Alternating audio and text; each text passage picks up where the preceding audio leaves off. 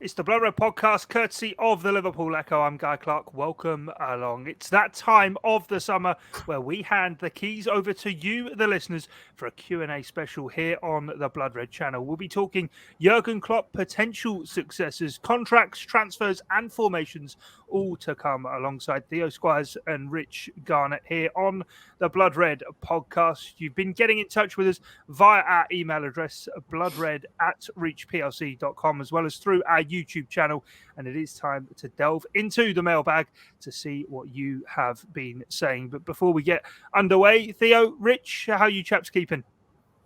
Is that question one? Is it? How are we doing? Yeah. Hard hitting.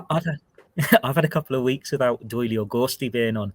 So, as you can imagine, I'm running on dry for Liverpool ideas at the moment. We've already had all the transfers gone. So, it's a good thing we've got this Q&A. Maybe something will give me inspiration for this weekend shift coming up.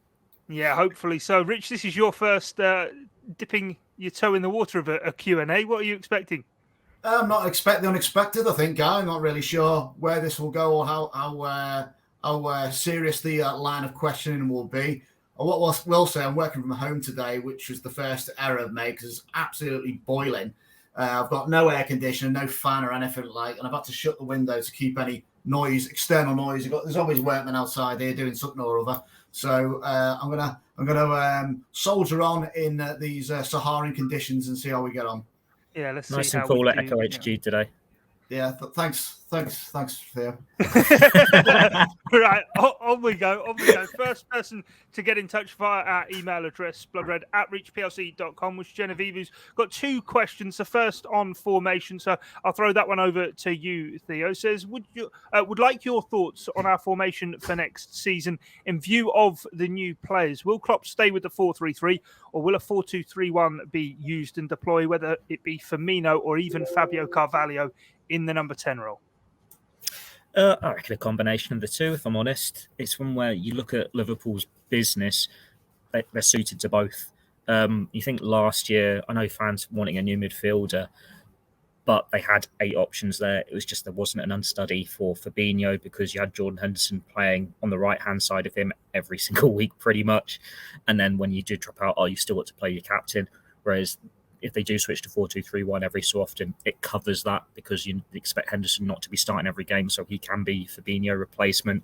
You just put Thiago alongside him, and then we know the rest of the options there. And it's an interesting one that this 4-2-3-1's come up because you're suddenly looking at players as number 10s, and Liverpool fans haven't had to really do that since Coutinho left. You think, well, Firmino can do that role, and it's a way to get him back in the team. Had his injury problems last year, but if he can stay injury-free, he's playing for his future as well. That's a decent prospect for him. But it's not just Carvalho as well. Obviously played that role for Fulham really well in the Championship. Could be a nice role for Harvey Elliott or Curtis Jones. I've said on the podcast before that fans want these goal-scoring midfielders. I'm firmly of the belief that these two can do that. And then it just depends who Liverpool are playing, I think, for what formation they'll go with. I think Carlo Ancelotti said a comment about the 4-3-3 was very easy to play against, and that's maybe one reason why Liverpool wanted to change things up. We know that didn't win any of those top 4 games last year, which ultimately cost them the Premier League title. They didn't score in the 3 finals, so they've signed an £85 million striker, and you think maybe that is the new lead source of goals with these crosses coming from out wide, and you're not relying on the wingers as much. And it's just another way to get goals from midfield. But then you'd be surprised if, say, Liverpool were playing Man City and they went 4-2-3-1 when 4-3-3 has been so good to them in the past. Klopp has always rotated between the two depending on the opposition and the options available. He's even thrown in occasional 4-4-2. So yeah, just carry on with what they're doing. The only difference now is they've got a proper number 9 up front who get the goals, and you're thinking maybe you need another playmaker and behind him who can do it as well. But it's also looking to the future, isn't it? Because say 12 months' time, Mohamed Salah is no longer a Liverpool player. If you've got a 4-3-3 and you've taken away that primary source of goals on that right wing, you need them to come from elsewhere. So it's rather easy just going, let's put a fourth attacking body in there behind the striker. It's going to be the best of both. Yeah, definitely. Yeah, I hope Divock Origi wasn't listening or isn't listening to the podcast. You say Liverpool finally have a proper number 9. I mean, the guy won Liverpool a Champions League. But anyway, we'll move on. And Rich, I suppose when you kind of look at the players who have come in, and on that question, Fabio Carvalho coming in and potentially being a number 10, it does sort of suit that you look at this squad now, and maybe there is chance kind of to go horses for courses for Liverpool, and maybe alter it up for different opposition, because as Theo said, even going back a couple of seasons, Liverpool went to the Etihad and went 4-2-4. End of last season, a number of times Origi was coming off the bench or Diogo Jota, and they were keeping 4 forwards on the pitch. Klopp has proven, certainly over the last season, that he is willing to change that formation. Yeah, I think we're starting to see those sort of changes that previously never seemed to happen come into play now, and Liverpool's forward line is in a period of evolvement now, obviously not just in personnel, but possibly in its own dynamic and its own configuration. I think that's the word I was looking for. I think I said on the last pod, I wasn't really sure what Fabio Carvalho is. Is he an attacking midfielder? Is he a number 10, or is he something in between? Or is this a time now where Jurgen Klopp will take a look at that particular player and say, well, let's see where best you fit into this side, and whether he's intending to use him from the get-go or be another one of those players that he beds in over a sustained period of time, like he did with some of his previous signings, remains to be seen. But obviously the acquisition of Nunez as Theo has said, a sort of out-and-out number 9, and so he wanted about Origi, but he was never able to hold down a regular first-team place. And obviously, for the money Liverpool have paid for Darwin Nunez, we'll certainly be expecting him to do that, and expectations will be really high of him. So things are going to change. I don't think it's necessarily a bad thing, because you can't. You've had these 3. You played this formation for a long period of time, which has been very successful.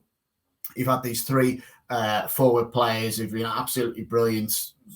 Possibly the best forward combination the club may have ever had. I'm sure there'll be plenty to argue the case on that with a number of other combos down the years. But certainly as a trio, they've been pretty formidable, haven't they? And slowly but surely, new players have come in, and every player that's come in so far has been pretty successful. There's no duds that have come in. There's no one that said, "Oh, why did they sign him? Let's get shift him back out." But things are changing, and perhaps Liverpool's approach or dynamism in terms of the shape that they play in games will change as well. And I suppose the nail's been hit on the head there.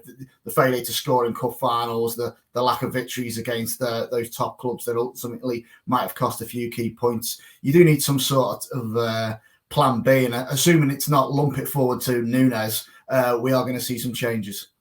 Yeah, it does look like that could well be the case. Second part of Genevieve's question, Theo, was too many draws last season, which cost us the title. Can you do an overall analysis of the draws, and were there common mistakes, or where do you think Liverpool could have improved? I suppose the main ones really that people are often talking about was at Brentford and certainly at home to Brighton, where Liverpool were 2-0 up and somehow didn't win that game.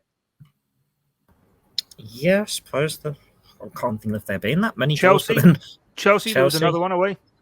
Well, I suppose the recurring factor is this was all early on in the season before Liverpool really Chelsea found their was groove. January, wasn't it? But I mean, Rich, Yeah, you jumped that was in as during well if you want. Start of AFCON, wasn't it? When everyone came back for half a season, they were flying until they were knackered after the FA Cup semi-final. But that season peaked those first 45 minutes against Man City at Wembley, and then we're still playing every week to go for all the fronts, and Liverpool were a bit tired. I think they were just finding their groove early on in the season. Like, you had key players coming back from injury, you had players bedding in. There were mistakes, but then you've got to remember Matip had been out for half a season. Van Dijk had been out for pretty much a whole season. And Thiago was in and out when he was having injuries. It was all just about getting the 11 together. Firmino was injured. That's when he was still first choice, wasn't he, at the very start of the season? You look at conceding leads against Chelsea, against Brighton, not being able to get that victory against Brentford. But then Brentford are a newly promoted side at the home stadium against the biggest game so far, really, on the season. Of course, their fans would be up for it. It'd be a different clash for them. It's more the draws with Chelsea and Man City, like the fact that they came in August, September, and that's your 2 chances to take points off your title opposition at home, gone. Like if one of them had been at the Etihad and then you'd been able to have Man City at Anfield at the start of April, I reckon Liverpool probably would have won that game and then gone on to win the league. It's just those small margins Liverpool weren't able to make it count early in the season. It's just teams drop points, teams lose games, they draw games. Man City, if they'd not been able to claw it back against Aston Villa on our Manchester City sister podcast, would they be having this exact same conversation and we'd be burying our heads in the sand? Liverpool and Man City have just reached the standards to such a level now where you get 90 points, 90 points, 90 points, 90 points, and it's still not enough. Whereas 10 years ago, 15, 20 years ago, City, Arsenal, not City, United, Arsenal, Chelsea, they could win the league with 75 points, 80 points, and you just needed like 65 to get in the Champions League. It's just the standards are so high now that these drop points, they seem to hurt that little bit more. But Liverpool on form, they do enough. You're not going to go through a whole season and win every single game.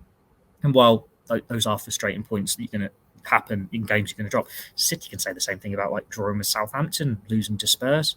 For me, the more frustrating was like losing to Leicester when Mohamed Salah misses that penalty. If he scores that penalty, they're winning that game, and then you can say, well, do they win the league off the back of that, or losing to West Ham? There's so many different things. It's a 38-game season. It's the cliche. It's a marathon, not a sprint. You can't really define it to these small moments with mistakes. It's just part and parcel of going for league titles when it's a 38-game season. It's hard to be critical of a side that's basically lost the league by a goal, isn't it? You know what I mean? And that is essentially what they've done. They've lost the league by a goal. Again. If any of those draws, perhaps great or maybe disappointing, it was probably the Brighton one where they had, I think they had a 2-0 lead, didn't they?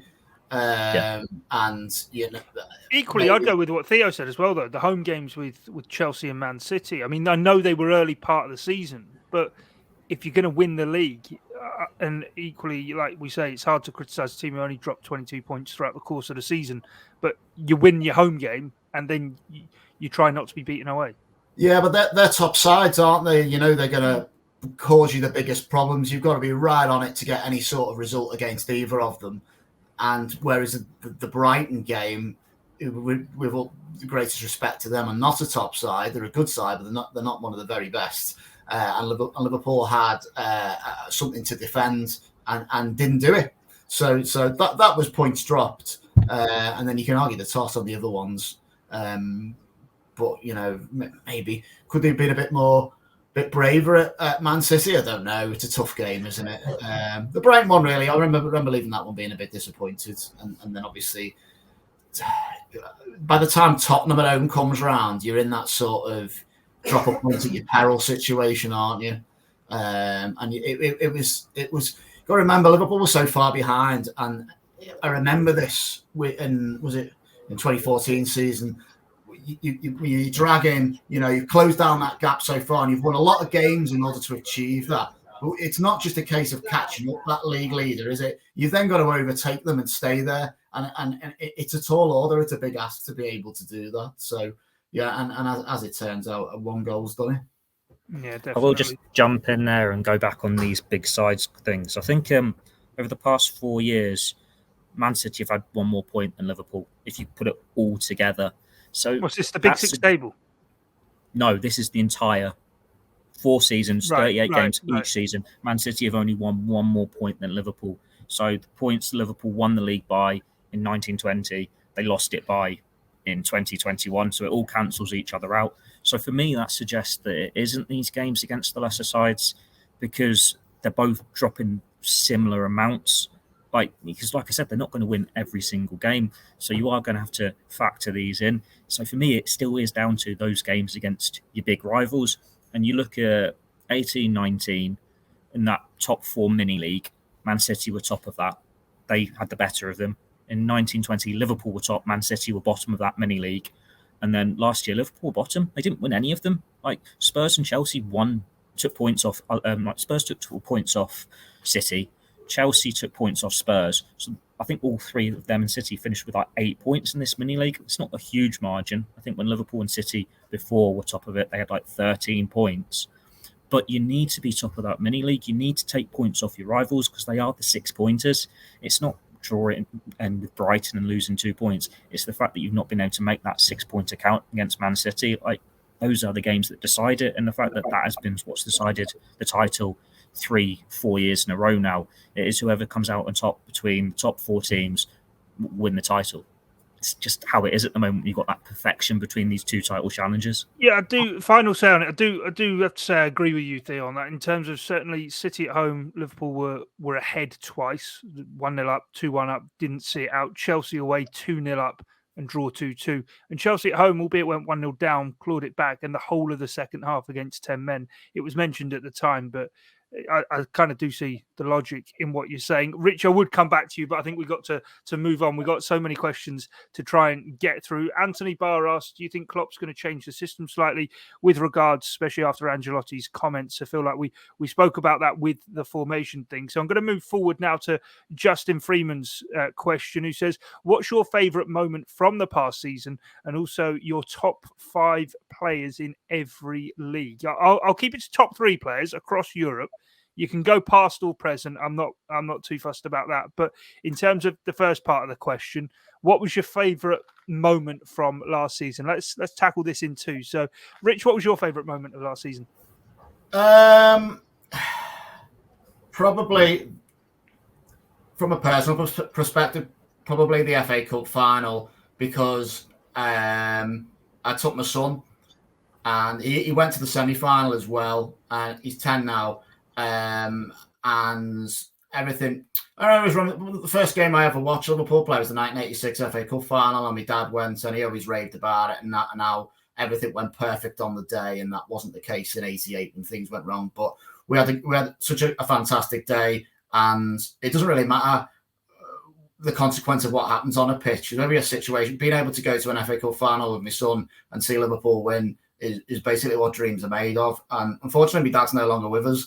And I only actually, although we went to many finals, both of us, we only ever sat together once, and that was for the League Cup final against Cardiff City it was. So to be able to go there with my son and experience that together was, you can't buy it. Yeah, 2 penalty shootout wins for the Reds. I'm going to say, albeit, as everyone knows, not a Red myself, but 9-0 over Manchester United through the course of the season. If I had to pick one moment, seeing 5 go in at Old Trafford against Man United was definitely my favourite moment of the season from a Liverpool perspective. Theo, what about yourself? Yes, the same, the 5-0. I was there at Old Trafford, and you had me, Gorsty and Doyley just looking at each other, almost laughing and I was going to say, at what point did you start laughing, or did professionalism? It's probably midway through the first half. It's just like, what is going on here? And then Pogba gets himself sent off. And it's like Liverpool could have scored so many more, but they took the foot off the pedal. It was a great performance from them, but it was United were so poor. But then it was just looking to our right at the press box after the final whistle and seeing those fans going on and on and on and on, going through chant after chant, singing Ollie's at the wheel. It was great to see. I'm a bit disappointed that I can't say a Champions League final, that obviously we had the dampener in Paris. Like, I know the cup finals that Rich has mentioned there, they were great, but it all was like a culmination to this bigger glory. And then we had the fan zone, and that was great. And then it was all taken away from us. So it seems like the end of the season was a bit of a damp squib. So like that glory of putting 5 past United at Old Trafford and seeing the fans enjoying it so much and taunting with the Ollie chants, that was great to see. Hopefully more of that in pre-season, and then again in August when it's Ten Hag's at the wheel. Yeah, definitely. Right, favourite players then. Should we say top 3 of all time, wherever, whenever? I'll let you guys go with that. We're not going league by league, are we? We're just doing overall. No, just overall. Yeah, just quick off the bat. Just quick off the bat. Rich, I'll let you go first. I thought you meant top players this season, so I've got 2 Liverpool players. Well, you can do. Yeah. I mean, let's interpret it how we want. If you want, I can give you favourite players of all time. Right? I'll tell you what. I'll give you two Liverpool players I thought were outstanding this season, and then once Theo's had his say, I can come back and tell you my all-time favourites. Okay, but for this season, I thought Alisson was absolutely outstanding. and I'm happy to die on the hill where I say he's the best goalkeeper who's ever played for Liverpool.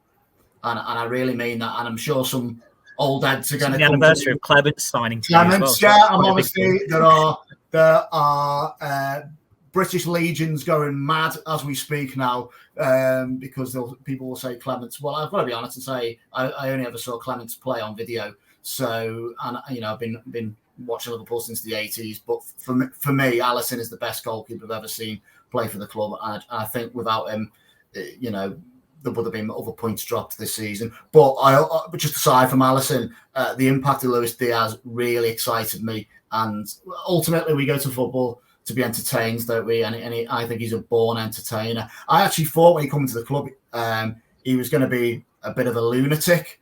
You know what I mean? Just effect. Some sort of Mad Hatter South American who's a bit wild and everything that we've seen so many times before in the Premier League. But he's actually a really sort of down-to-earth, humble young lad who's just incredibly skillful. And I'm really don't want to build him up too much, but it's a bit too late for that. But I'm expecting big things from him next season. I think we're going to see a lot more from Luis Diaz and a lot more goals. Very excited about him. I'm of that generation that you get your nostalgia feels for football just before the Messi, Ronaldo dominance. So my soft feelings are for like the Galacticos and when Ronaldinho was tearing up and when Kaká was tearing it up. So these are the ones that you'd feel like, I don't know, a bit starstruck if you met them. Whereas I don't think I would be as much if it was like Lionel Messi, as mad as that sounds. So it's like I can still name that AC Milan team in 2005 in Istanbul because it was just 11 world-class players. And the Juventus team was the same, like Ibrahimovic, Del Piero, Trezeguet, Cannavaro. It's just got so many players when it was a proper team of Galacticos, like, say, Real Madrid, Vigo, Ronaldo, Roberto Carlos, Zidane. It's like, this is my generation, isn't it?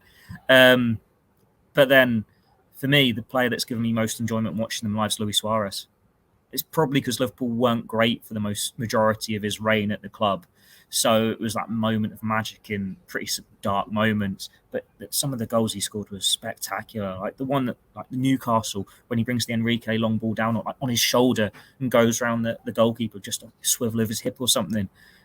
He's done things with the ball that you don't expect. And it's one where, as good as Salah, Messi, Ronaldo, all these players are, they're in great teams. So you sort of take it for granted a little bit. It's when you see that gloriness in a rubbish team when a player really stands out. That's what I appreciate a bit more.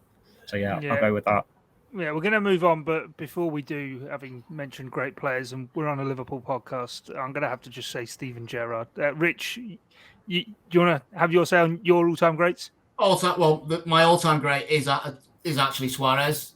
I'm with Theo on that totally. I don't know if he's the greatest Liverpool player of all time. That would be a stretch. He wasn't there very long, was he? But without a shadow of a doubt, he is the best player I've ever seen play football. Well, that's Steven Gerrard. Suarez. I put Suarez above him in terms of ability, excitement, just madcap, just everything. He's the nearest to Maradona I've ever seen in the flesh for me personally. And the goals he scored are unbelievable. Steven Gerrard, probably in your top two Liverpool players of all time. But just for pure, who's the best player I've ever seen? Suarez. Russia's my hero. Thierry Henry, best player not to play for Liverpool I've seen at Anfield. Yeah, there we go. And he said, didn't he, ahead of the Champions League, any club he wish he could have played for, Liverpool. Wow.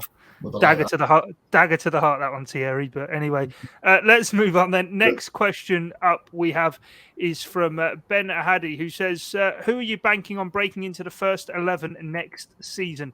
He's thinking Nunez, Diogo Jota, Firmino, Keita, Gomez or Harvey Elliott. He's kind of listed those as the contenders. But Theo, fast forward 12 months and we're talking about what a great season Liverpool have had, finally being able to complete the quadruple. Who was the player who broke into the team that we're all raving about? Harvey Elliott. If he hasn't got that injury, I reckon he stays in the first team for this season. Last season would have been his season. It probably slowly started to edge Jordan Henderson out the starting 11 a bit more. And I think it got to that point where Liverpool needed that stability when he came back from the injury. And it's fine. Just take your time, get right, have pre-season, and you go again next year. But he's such an exciting player. We talk about others here. Firmino's got point to prove this year. Jota's got a point to prove this year, which sounds a bit mad considering everything they've done. But you're assuming your £85 million striker's just going straight into that starting 11 after a month or two, and he's scoring you a few goals. But Elliott's the one to watch. If he lives up to the potential and he can be as good as he was before the injury, he is going to be in this Liverpool starting 11 for years to come. And he is at that age now we think he could be knocking on the door. When you look at what Liverpool were missing in these games, as much as we're saying, do you change formation or not? He's the one who can run with the ball and get forward and make things happen. He looks exciting, I think, just at Southampton away, which would have been his first start in the league probably since the injury. So there's a real player there. There's a reason people are excited about him. There's a reason why Jurgen Klopp was itching to throw him back in when he first came back from that injury. He's someone who excites the management staff. He's the one to look out for. Right, okay. And following on from that, Rich, we've got another question here saying who deserves more game time, Jones or Elliott? And would you prefer them over Keita? So mix that in, I suppose, with what you see through the course of the season. We know Naby Keita's heading into the final 12 months of his contract, albeit Liverpool wanting to open negotiations over a new deal for him. But do you see either Jones or Elliott being able to maybe even jump above him in the pecking order this season? I think Elliott over Jones. I think Elliott is likely to make an impact. This could be a sort of a tough season with Jones, and I don't want to say make or break. That sounds a bit dramatic, but if he's going to keep the level of this team so ridiculously high, and he deserves to be in that company. But I just think he's going to have perhaps more limited opportunities, and there'll be a big onus on him to shine when he gets those opportunities, whether it's in cup competitions or wherever else. But yeah, I don't know. I kind of see Elliott coming in for Henderson, not Keita, but a lot of this is going to be driven by what Keita delivers, doesn't it? You know what I mean? He came with quite a high expectation. You look at all those YouTube clips you saw of all the goals he scored from outside the box and taking players on and smacking it in. Just don't think we just haven't seen enough of that, really. And Rich, we're only about 10 days away from the annual "Is this going to be Naby Keita's season?" chat when the players return for pre-season and we see them and we all go, "Yes, it's Naby Keita time." Don't worry, the time is ready. We're going to we'll delve back into those montages and we'll all get excited again. Great, but I mean, by default, I'm a bit of a Keita pessimist. But then he occasionally proves me wrong, and remember him coming on against Leicester City in the League Cup quarterfinal, I think it was, and I thought he was exceptional in that match. So it's within him, isn't it? It's his job. His job is to make sure that the likes of Jones and Elliott can't get a sniff, isn't it? So down to him, really, if he's got the appetite for it.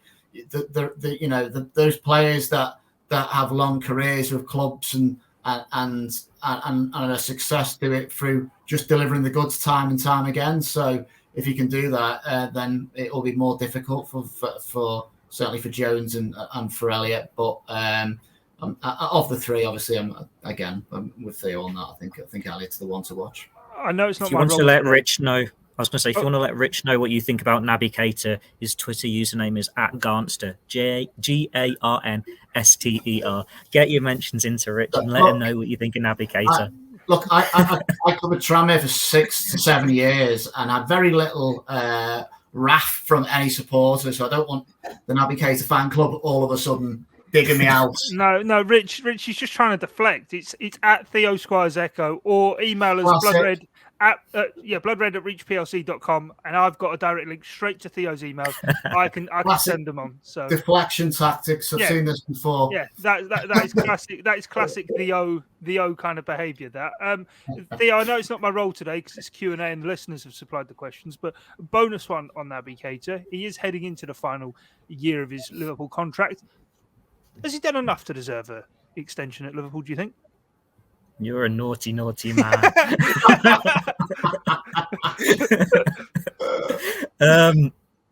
Liverpool want to give him a new contract. Talks will be held when the players report back for pre-season. Has he done enough to be in a starting 11 week in, week out? No.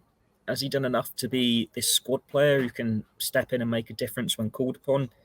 Yes. I've said before, I don't think he's been a £52.75 million signing. He's not lived up to that price tag. But then something fans get angry about as well. It's like, well, look at all these stats, blah, blah, blah. He's had some really good moments in the Liverpool shirt, and he's had some really bad moments in the Liverpool shirt. I think part of the problem with Naby Keita has always been we had a year watching these YouTube clips and hyping ourselves up, thinking, oh, what a player we're getting here. And then, well, you're only seeing the best bits on YouTube. You're not seeing the full 90 minutes week in, week out. I know he didn't have the injury problems in Germany, but it never gave you that full picture. And the comparison I always make is Gini Wijnaldum came in from Newcastle and it was a little bit underwhelming, despite the fact that he had a reasonable season in a relegated side, scored double figures, whatever it was. If he'd come straight from the continent and had a year there, and you're looking at his YouTube clips when he's scoring 15, 20 goals for PSV or Eindhoven, PSV or Feyenoord, maybe you're getting excited about him the same way. If Keita had come to an English team like Newcastle for a year, done all right, maybe the hype wouldn't have been there as the same way. He deserves a new contract. I think he's done enough to deserve a new contract. But we'll have this debate in a week's time, 2 weeks' time. He has not done enough to be starting every single game for Liverpool. He could be this year, because this does seem to be the year where you phase Jordan Henderson out more. And you've got Fabinho, you've got Thiago, and if it's a 4-3-3, there is that one place there. It could be his. But then it could be Harvey Elliott's, it could be Curtis Jones, or they could go 4-2-3-1 and just put Firmino or Carvalho as the number 10. This is all things for Jurgen Klopp to consider, and this is why he makes the decisions. Him and Julian Ward are the ones paid the big bucks to hand out the contracts and make the signings, and it's not me. I thought you were going to say the comparison I always think of is Paul Pogba, because as you were talking there about montages and clips on social media, I thought that's the one player that always strikes me about. On Neymar, similar thing, but I suppose very different to what's happened with Paul Pogba is, as you say, Liverpool, I'm sure will nail down a new contract for Naby Keita and protect the asset and protect the value they have. They're not going to let a club record or club's fourth most expensive signing now of all time walk away on a free. I can't imagine. If they want him to stay, he's going to stay, isn't he? You'd imagine. Yeah. It shouldn't be too hard. He's still young enough to have a good few years left in a Liverpool shirt and perform at a good level. And you look at these midfield options. White's on hold until 2023. They've still got Henderson getting older, Milner getting older and probably entering his last year, Thiago getting older. Keita is the one there with Fabinho who could be that handover. So he spans across both generations as Elliott steps in, as Jones steps in. It is there for Naby Keita, but we say this every summer. He still does enough, but he's never going to be that YouTube player that we've seen before. And already I can see my mentions blowing up because I've written that and been told off for it in the past. Yeah, no, definitely. Right. Next one, and staying on the midfield, Ancient Knight, what a username that is on YouTube, says, considering how many midfielders we have, does our system not allow midfielders to be more offensive, or is it just we don't have good enough midfielders? Rich, your take on that?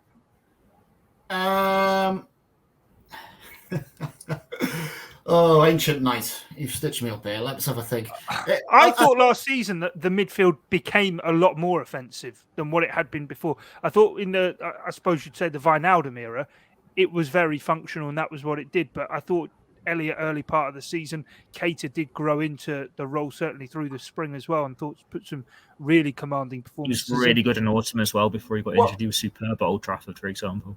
What you got eventually, though, you got a tune out of Thiago, didn't you? And as soon as he started to thread passes with effortless ease, things started to look good from a midfield perspective. I mean, it's often, even though it's such an important part of the pitch, it's often bypassed, isn't it, because of the lethalness of the front three and the two marauding fullbacks. So you can get away with it to a certain degree, can't you? But that's why the likes of Harvey Elliott have got a chance now to impact on this midfield. And you're never going to get a load of goals out of Jordan Henderson.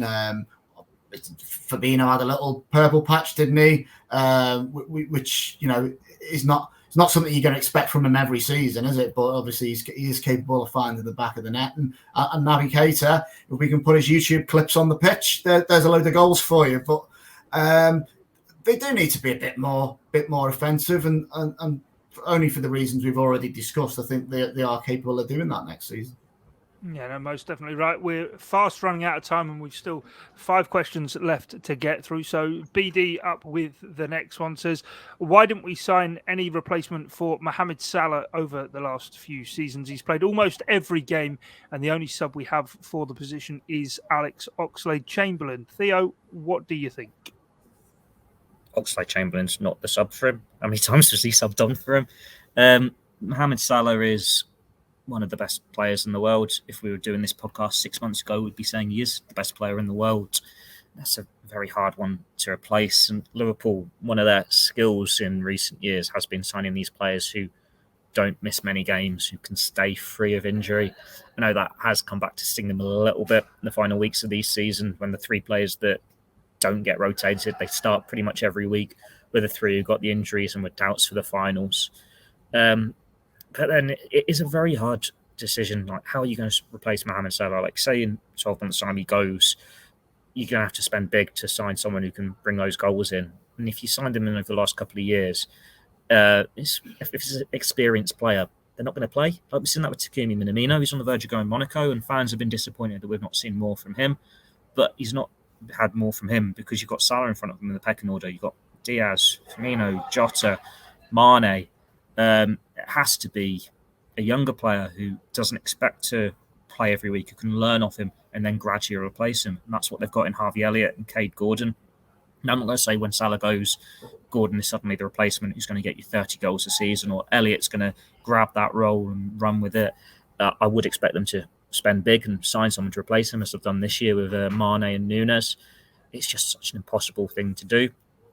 And you've got to remember as well that we can say this claim about the original front three. It's only the last 6 months they had a replacement for Mane, really, and Diaz, when they signed him 6 months early. That would have been for this summer if Tottenham hadn't gone for him. And then Jota was, start of last season, and that was because Firmino had stopped scoring. And it's like, well, we need a replacement now. We need someone who can get these goals as well. So they've gradually had to replace the front three, but you're never going to have the quality in reserve until they're starting to drop off. So it was an impossible thing for him. It's still impossible for him to replace Mohamed Salah. And the fact that they're still they went for a quadruple last year. He's still winning golden boots. He's still scoring all these.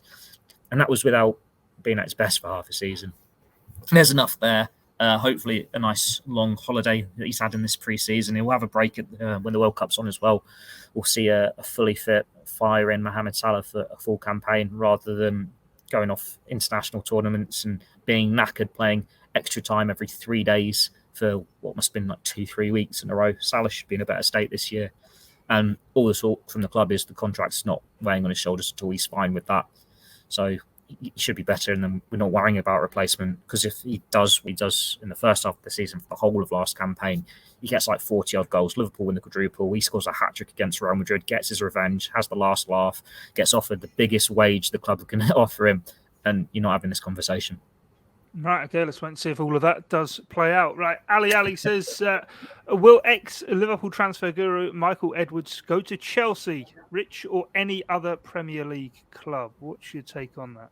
I think he will go to Chelsea if Chelsea offer him an incredible amount of money, because that is the way life works, isn't it?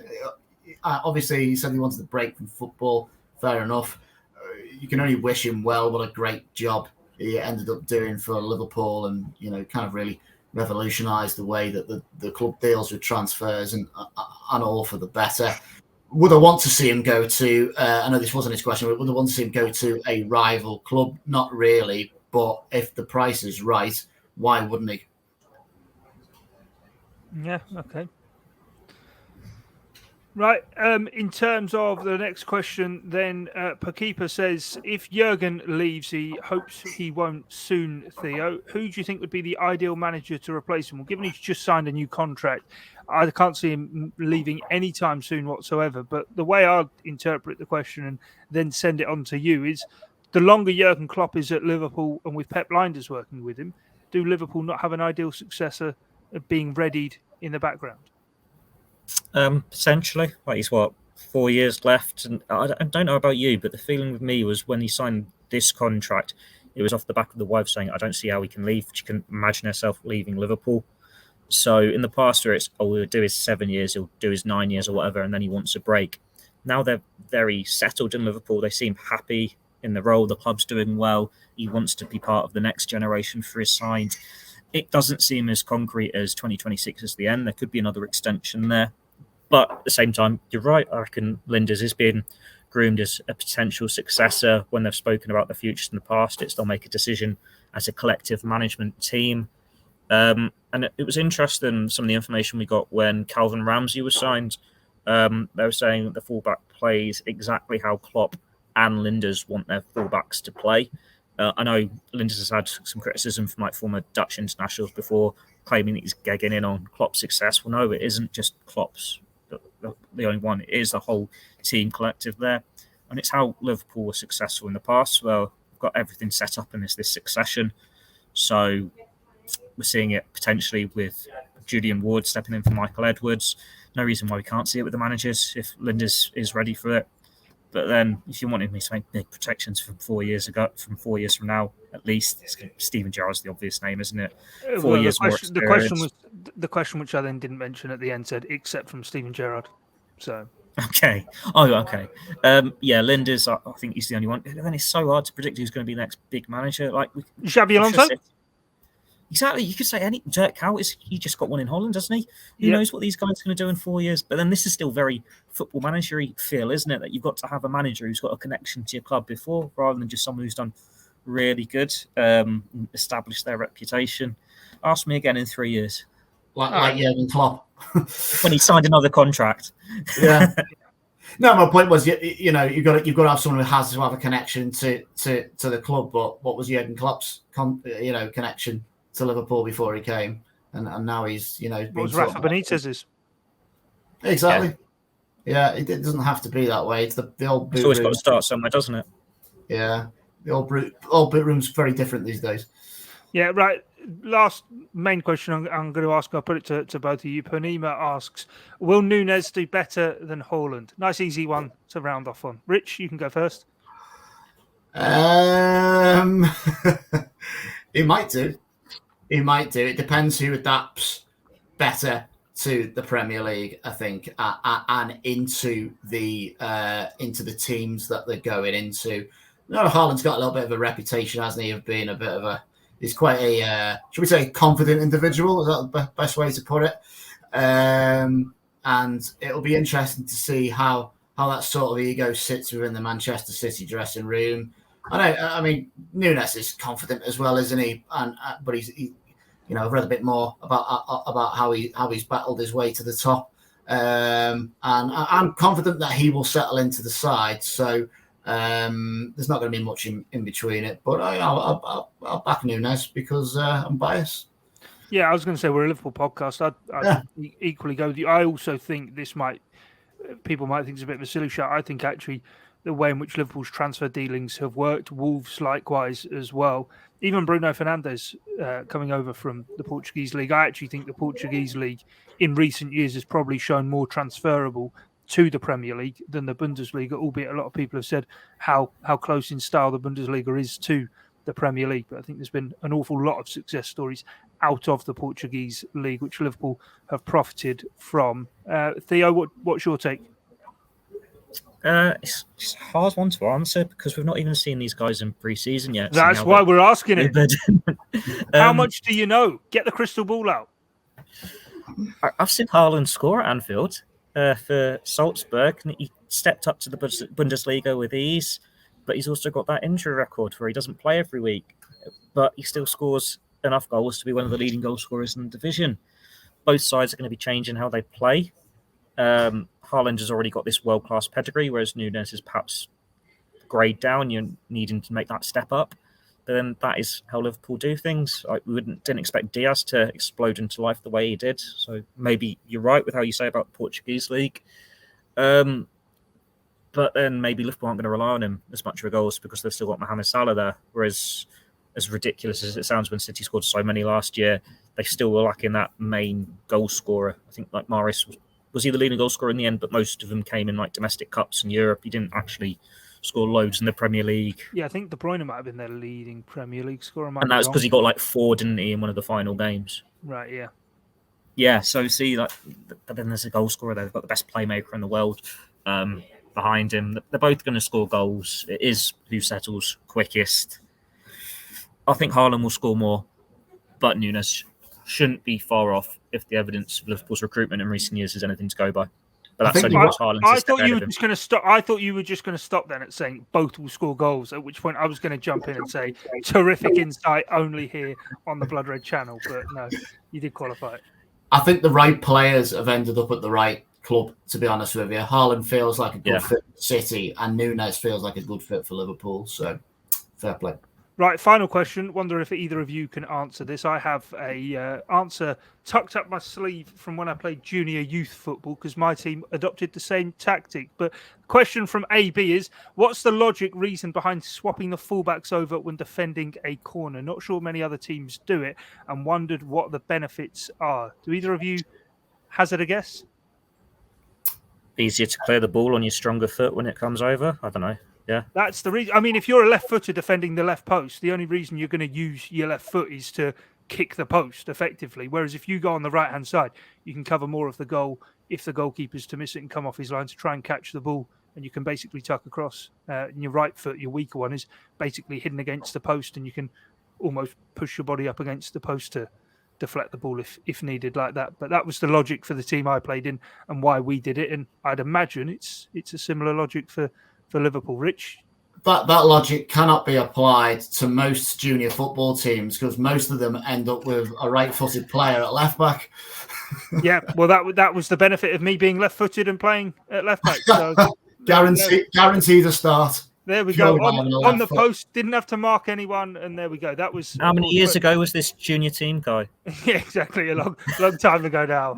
Well, like it was a long time ago we started this pod, so best time we wrap up. Thanks to everyone for getting involved. Hang on. Have we just done 46, 47 minutes and no one's asked, is Mohamed Salah signing a new contract? No, the only Salah question we got was why haven't Liverpool signed a replacement? So well vetted.